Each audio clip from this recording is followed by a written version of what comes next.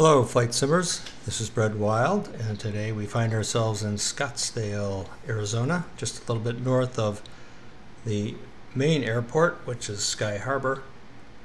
This is Kilo Sierra Delta Lima, and we're going to be flying up to Henderson, which is a southern suburb of Las Vegas, and that is Kilo Hotel November Delta.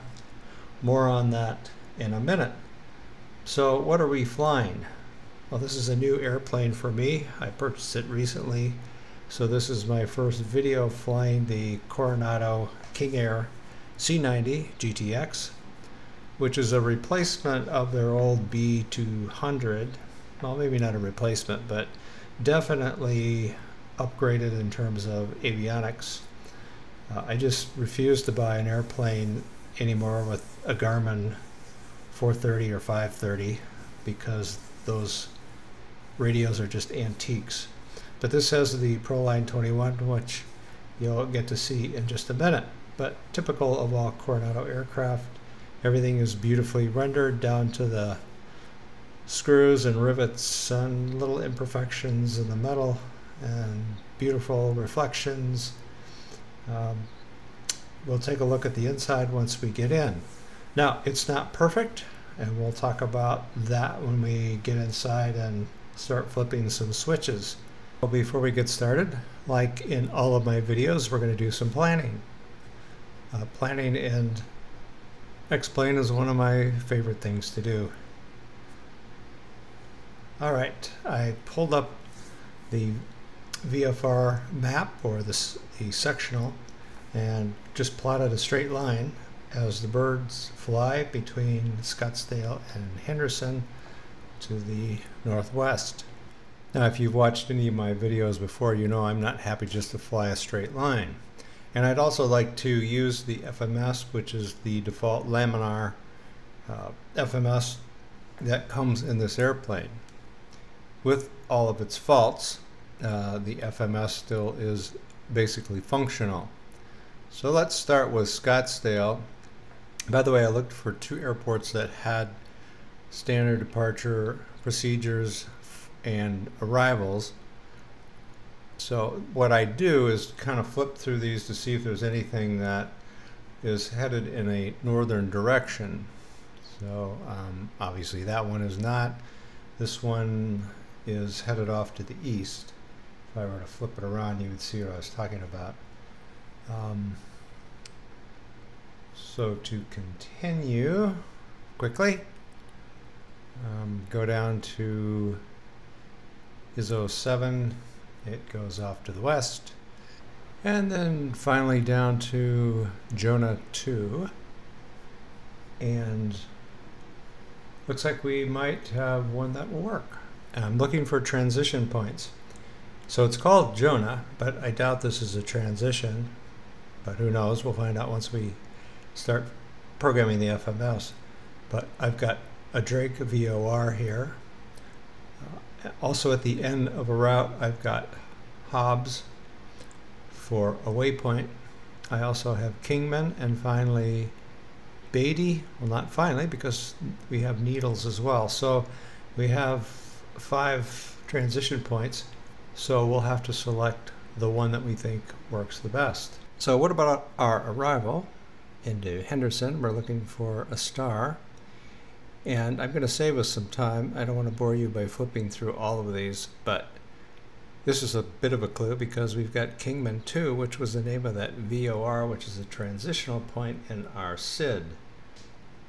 And if we take a look at that, so Kingman, which is India Golf Mike, and it just takes us right up towards Henderson, which is this little circle with the 4 points on it. And you can see how close we are to Vegas and Boulder City. So let's plan on this, and chances are this will be our only transition point.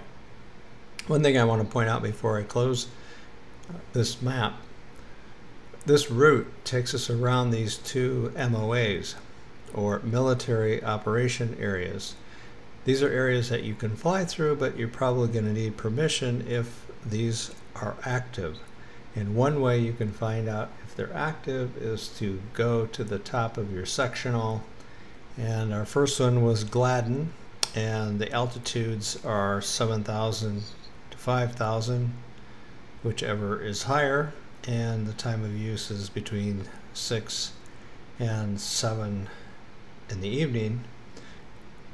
So we're going to be flying much higher than that, so we really don't have to worry about it. Now Baghdad was the next one, and it has the same exact specs.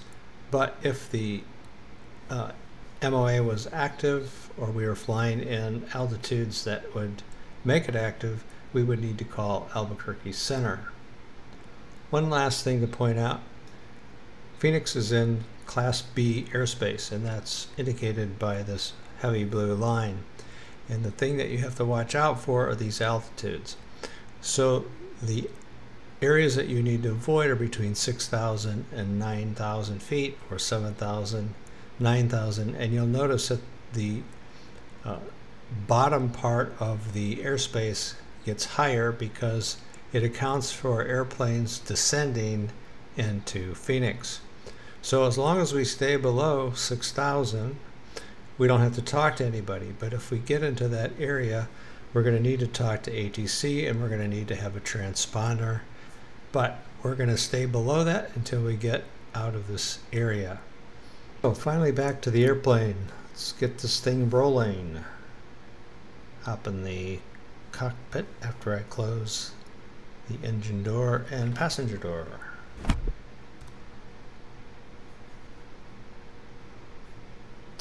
It's getting a little dark in here, isn't it? But you get the general gist of it. Very detailed and realistic feeling. All the switches that you would expect. They don't all work, and they don't all work the way you expect them to, but that's typical of an airplane that's not considered a study airplane. But I wish it was more immersive. You have to suspend your disbelief a little bit.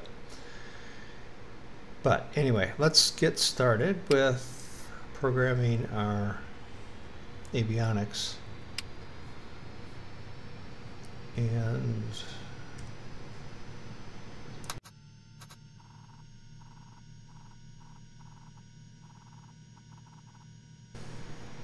so these are the screens for the ProLine 21. So your PFD and your MFD and mirror on the co-pilot side. One thing that's a little awkward about this airplane is that the FMSs are on the center console, so not front and forward.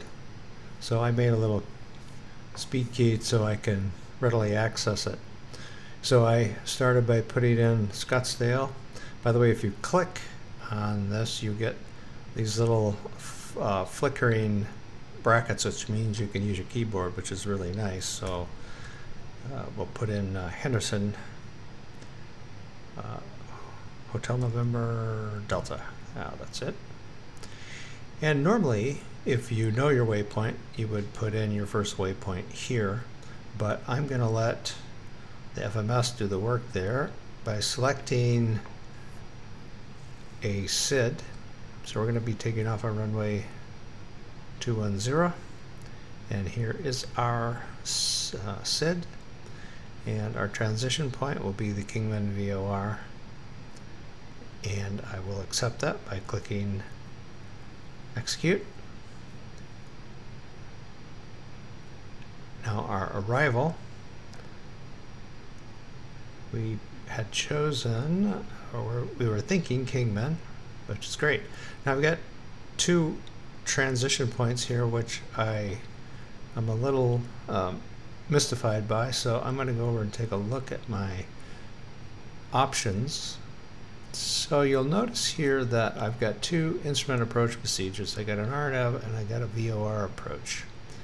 So let's take a look at the RNAV, and that's what those two things mean on the FMS for our transition. So we're going to be coming from the southeast This would be for somebody coming from the west. So I want to see if I can get directly to this Haked Hotel Alpha Kilo India Delta waypoint. So let's click on that. Now Skiber was this transition on the west, which I don't want, so I'm not going to select it. So click execute, and now I'll go over and check my legs. This looks as expected, and then we get a transition point in here somewhere. I don't want vectors, so I'm going to go ahead and delete that. So let's put this up in the discontinuity. So we're going to be going from Sierra Alpha Delta Oscar Echo to this Hotel Alpha Kilo India Delta. Does that work? So here is, yeah, it's right on our map. From here to here, which is the initial approach fix for our RNAV.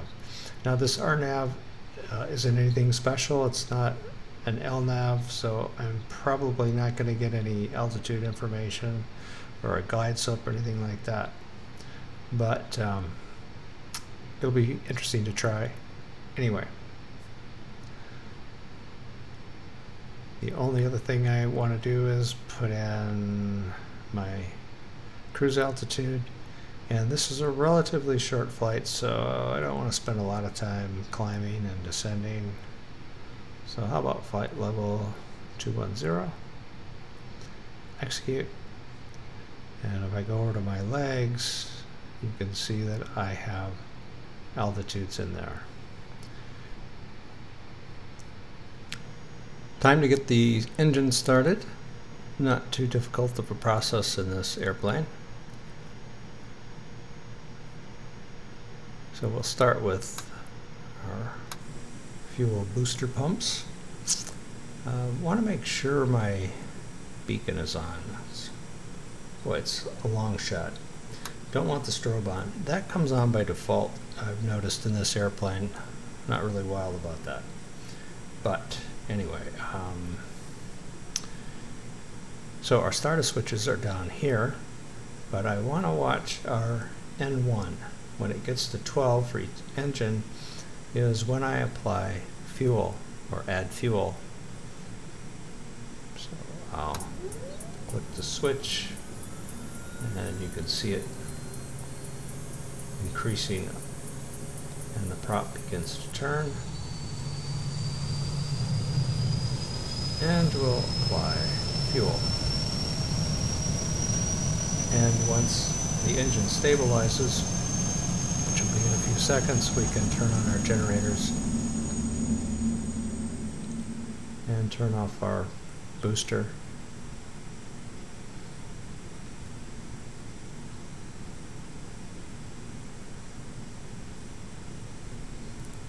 All right, that's stable enough. Generator switch on and ignition off and booster off. Left engine. Watching our temperature here. Should see this begin to turn.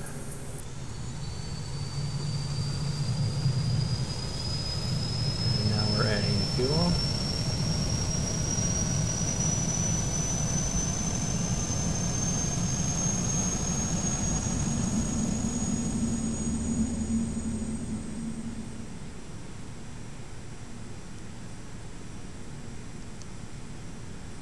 Wait for it to stabilize.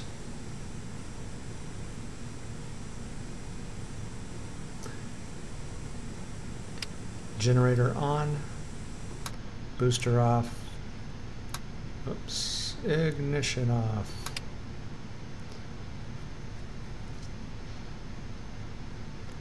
So we're good to go. How about a notch of flaps? There is a flap gauge on the console, and our recognition light. These are two lights on the outside on the wing, the outer edge of the wing. Now we've got low fuel pressure here, so let me just point out this other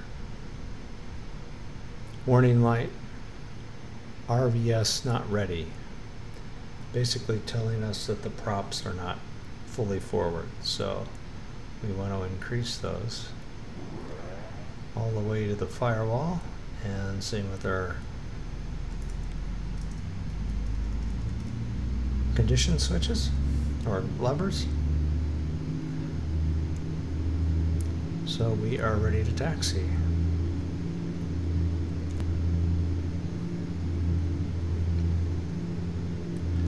Release the brake.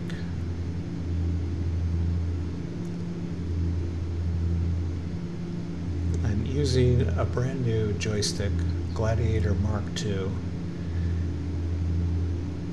So I've had to transition to a stick that twists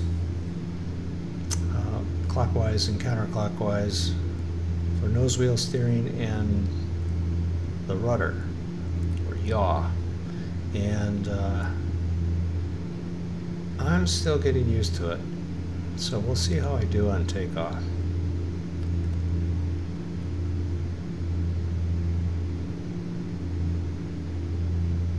And I've got shortcut keys for flaps and throttle.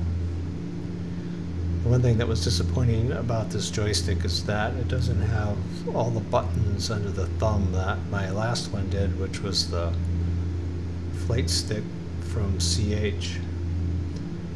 But I guess they don't make it anymore.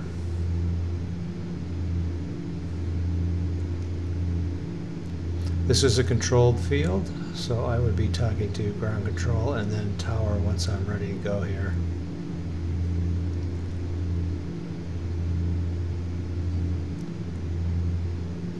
I'm using, I think it's called the Mr. X Airport Enhancement. So you get really nice textures on your taxiways and runways.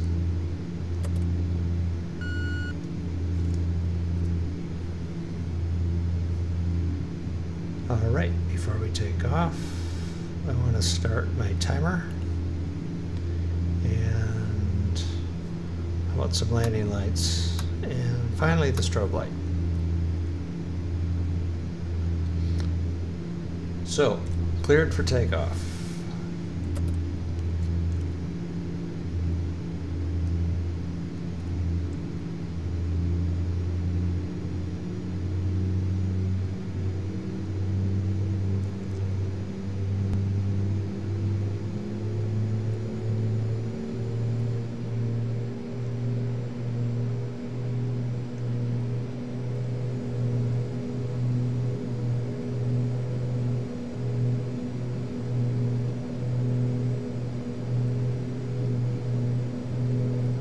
So I'm going to apply the throttle slowly.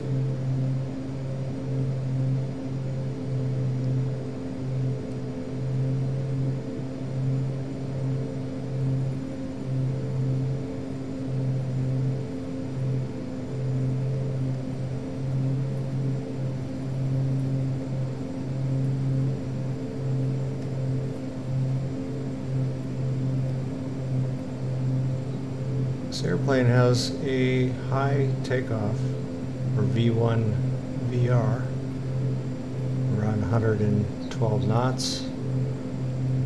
Off we go.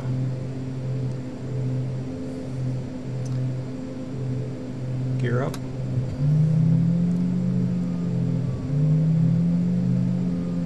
It's interesting, this airplane doesn't climb really fast after takeoff, but it needs to build up a little speed.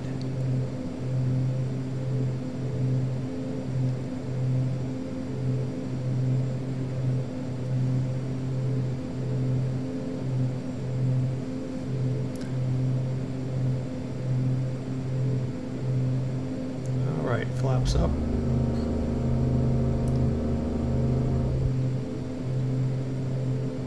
Autopilot. navigation and vertical speed. Let's crank it up to about 1,500 feet or 2,500 feet per minute.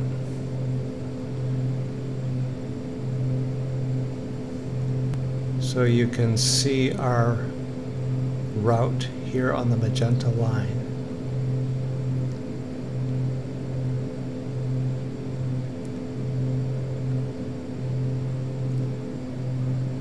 So that's about 275, nearly straight west.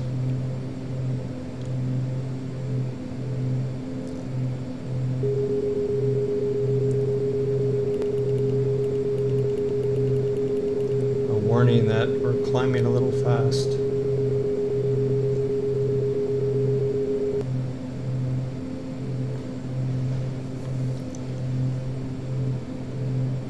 Increase our throttle a little bit.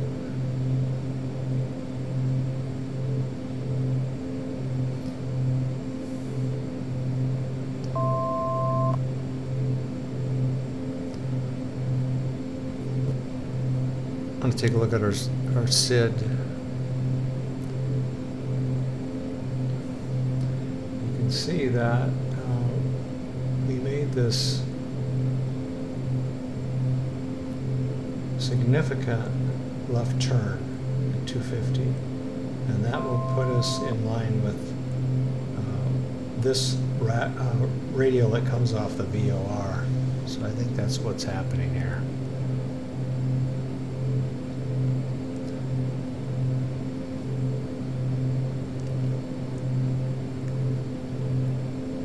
Adjust our range.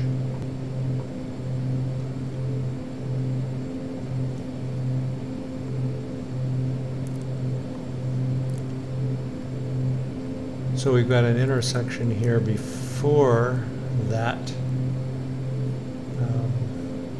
before Jonah. So the intersection is where we pick up our route.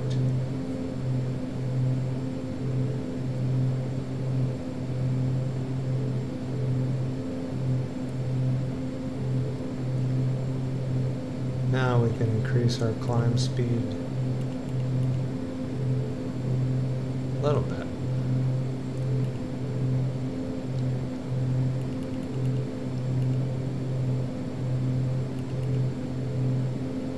Otherwise it's going to take us forever to get there.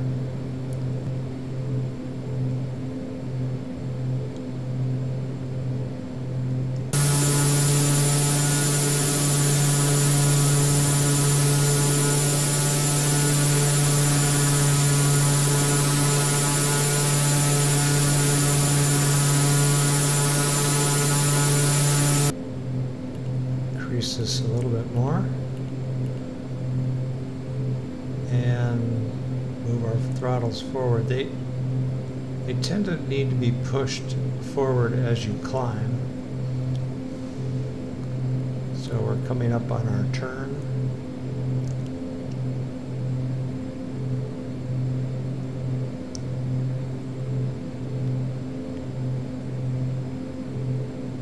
By the way, I forgot to point out that you want to make sure that you're set to FMS, and that's by flipping the switch here.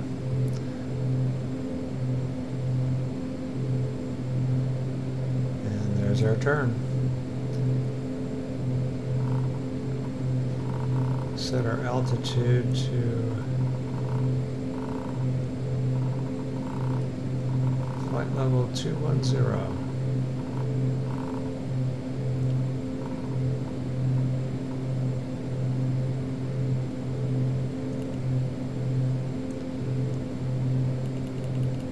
It's interesting, I lost my vertical speed on my autopilot when I changed my altitude. I guess that, well, maybe that's normal.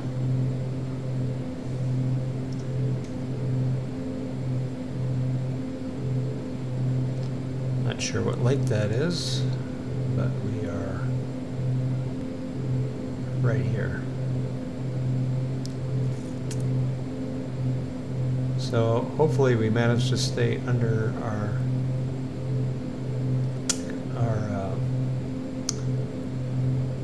Class C or Class B airspace, GCA. We are nearly to top of climb. Remember, it's 2100 or flight level 210. So we get our little beep. And let's see where we're at. So we have Carlo and Chile next, and you can see that our MFD, it does give us the mileage and approximate time between and estimated time of arrival. So here's Carlo and Chile, and then we turn a little bit more to the northwest and to Kingman, which is our transition point.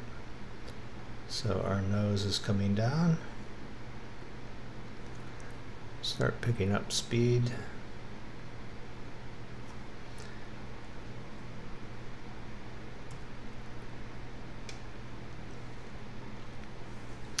Now, according to our charts, or the tables in the owner's manual, our props at cruise for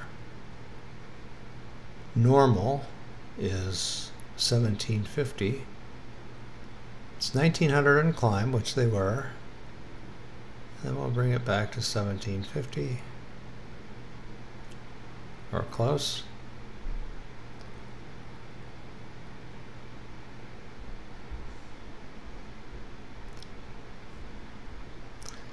And we're just going to leave our torque, let's see, about 13. Let's back a little bit. And we're picking up ground speed. You can see it down here.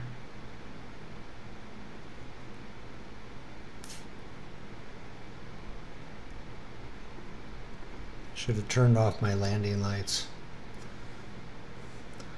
Oops, my nav lights are never on.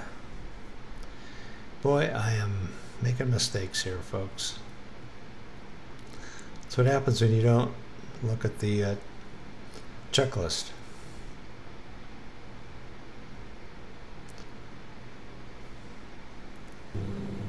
Passenger view right side, passenger view left side.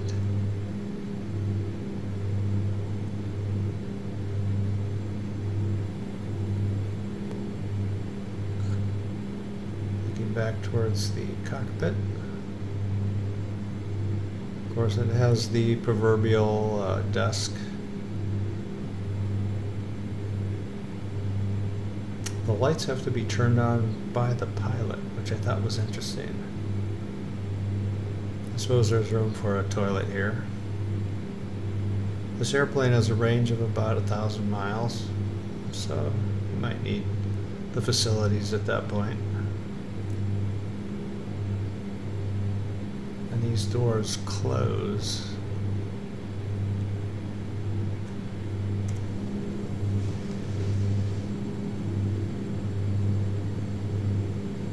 Alright, back in a few minutes. By the way, we are getting a little bit closer to our turn to the northwest at Chile. It's right here. That'll get us up to Kingman.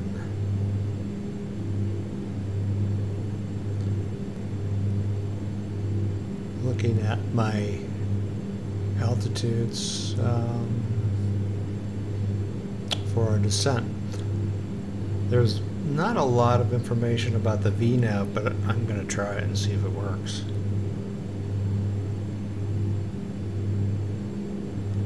So it does come up, the airplane does come with a lot of documentation, and the tables are relatively accurate.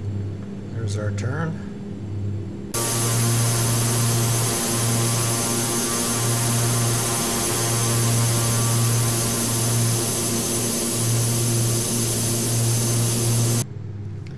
So we are approaching Kingman, which is the beginning of our star, and I wanted to take a look at our RNAV chart, and our initial approach fix is Haakid, and so I want to begin my descent, which is supposed to start at Kingman.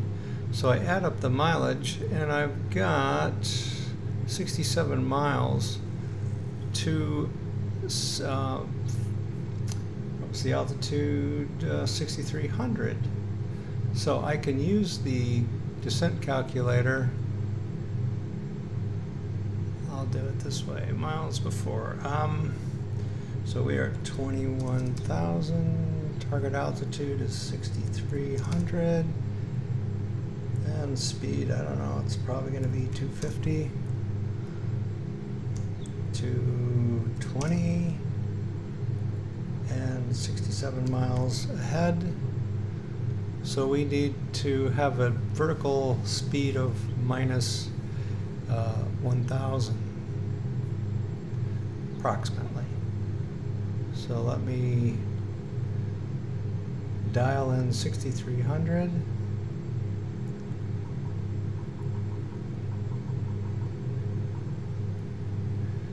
And begin our descent.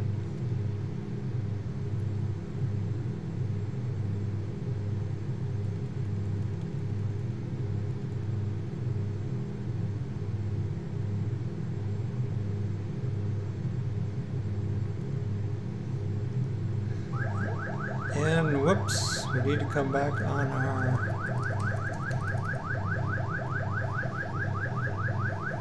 wasn't fast enough, folks. I exceeded the do not exceed speed, apparently. Wasn't happy. Lindsay is, we're supposed to be at 11,000 right on, not below, not above. So we'll see how we do when we get to Lindsay. We'll kind of keep an eye on that. So Lindsay is 39 miles. And frankly, I don't know if we're going to make it. Let's check our speed here. 243. And this is the Colorado River, which runs down the eastern edge of California, and between California and Arizona, becoming the beautiful Lake Havasu, where the London Bridge was transported and rebuilt. I know that because I've actually been there.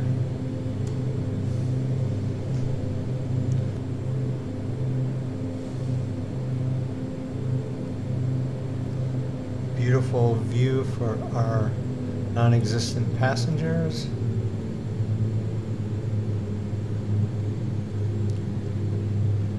I think it's the Arabesque that has actual passengers in it. They actually look pretty good too.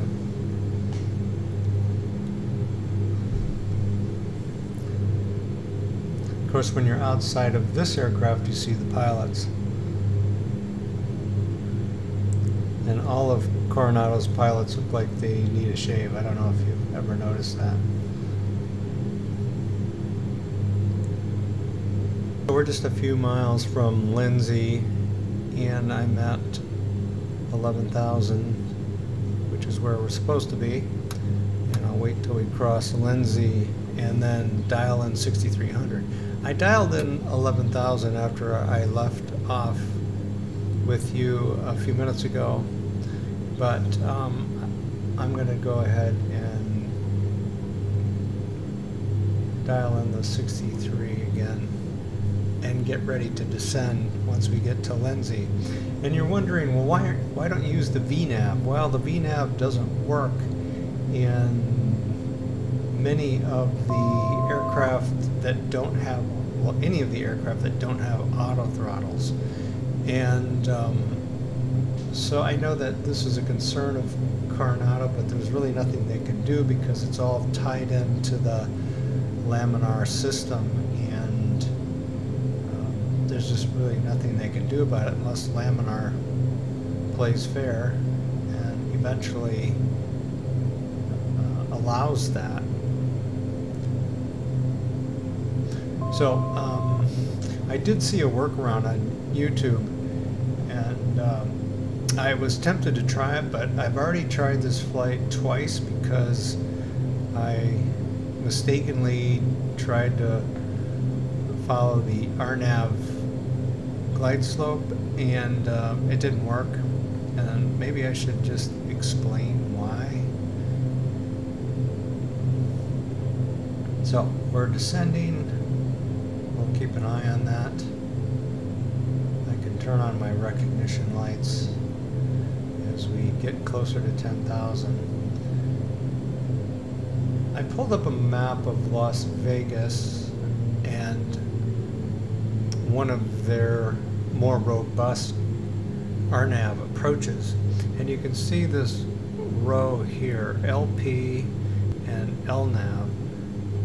Both of these, especially this one, will give you a glide slope. So you can see that the minimums are much lower than even this one. Now when we go over and we look at the Henderson one, it does not have that row.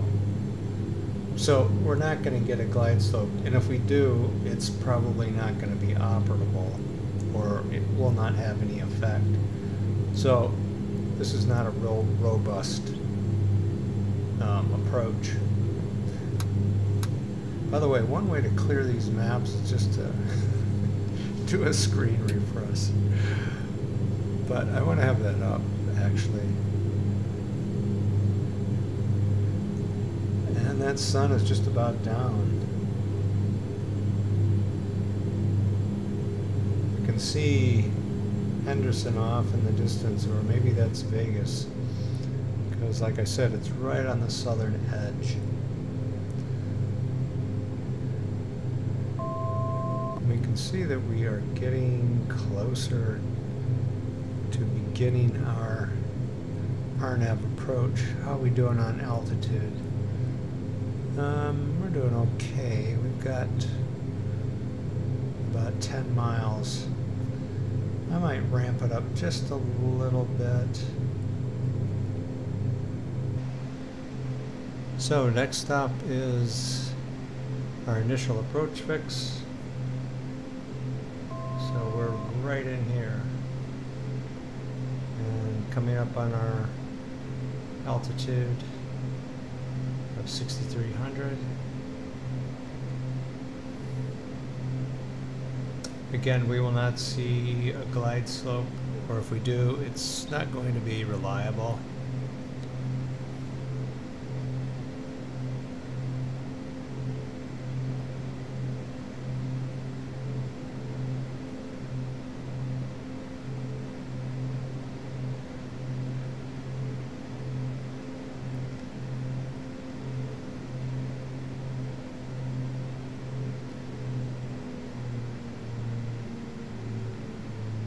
Watching our airspeed, and there's our turn towards the airport.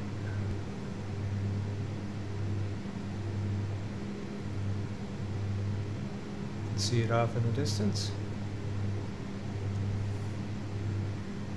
So we are landing on the we're landing on the left runway, 35 left. Even though it looks like we're headed towards the right parallel runway. RNAV does that.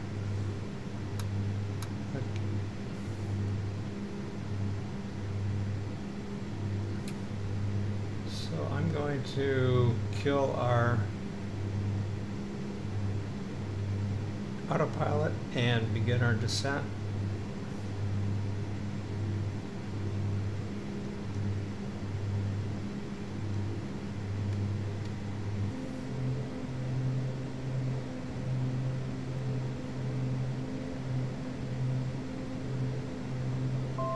we have PAPI lights, so that will help.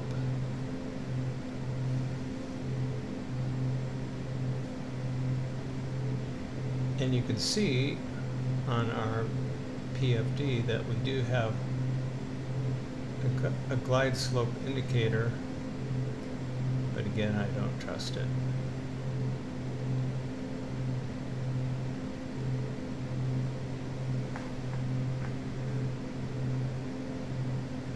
So those PAPI lights will come in handy.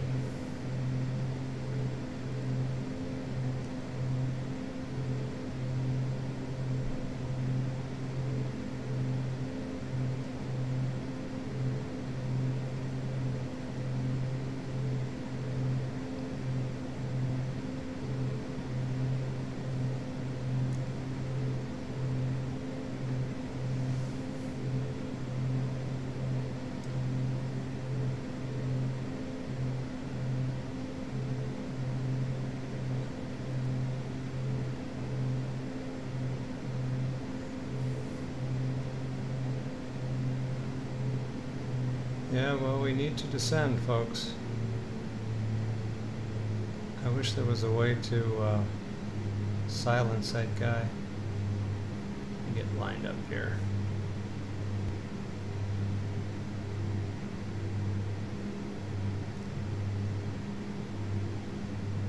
And gear down.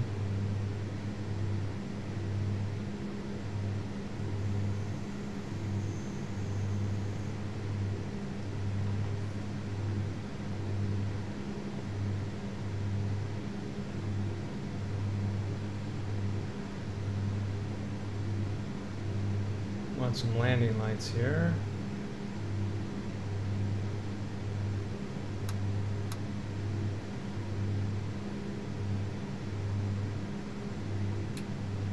Boy, it's hard to fly an airplane and mess with the switches, isn't it?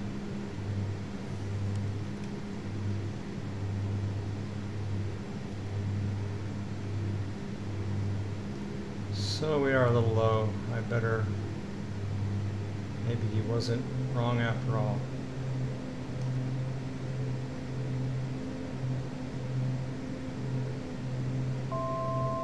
Our VREF speed is about 120.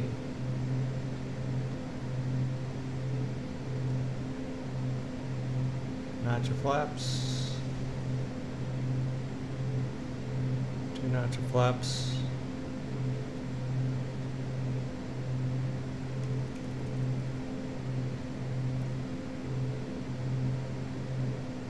This thing can get away with you, from you.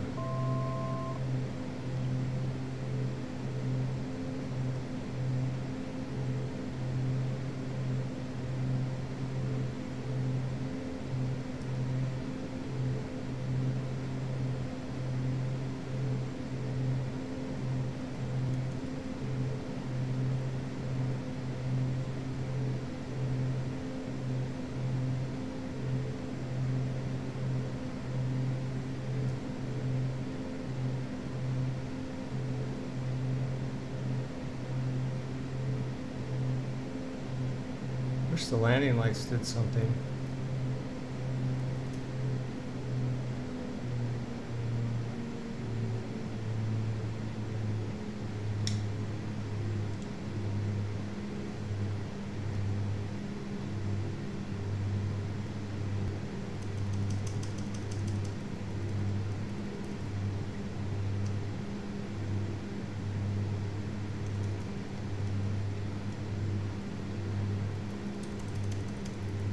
A little short of our taxiway. Let's get off the runway.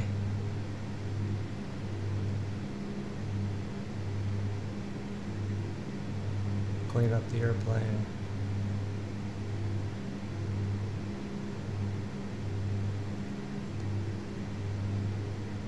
Once we're clear of the runway, landing lights off.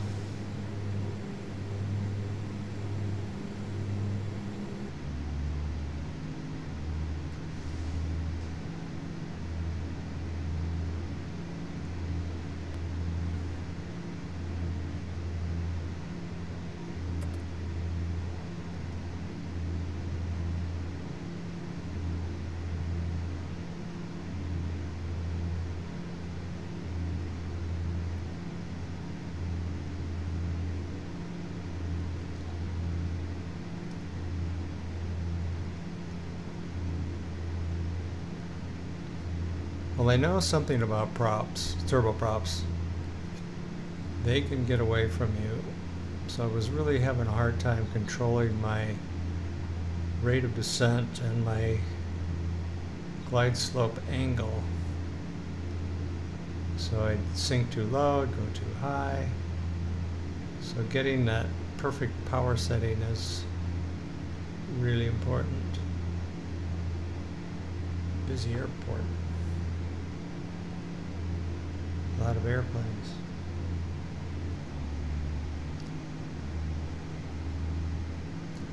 With all those cars in the parking lot, it looks like somebody's waiting for us.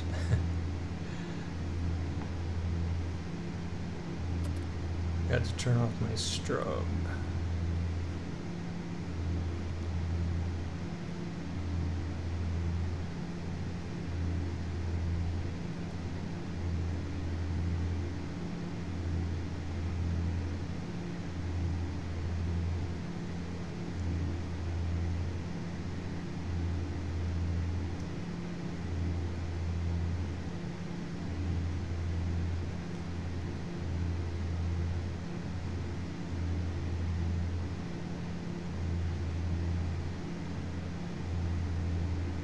Park here by the terminal.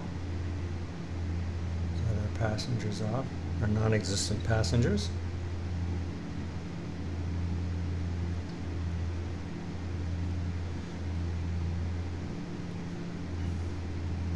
And shutting this down, it's pulling back our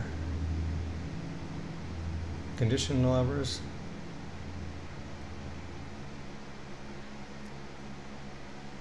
Kill our avionics and all but our nav lights. Make sure the lights are on and back.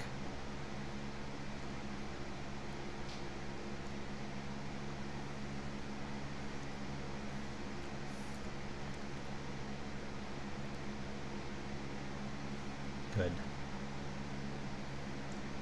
And step outside. Open those doors.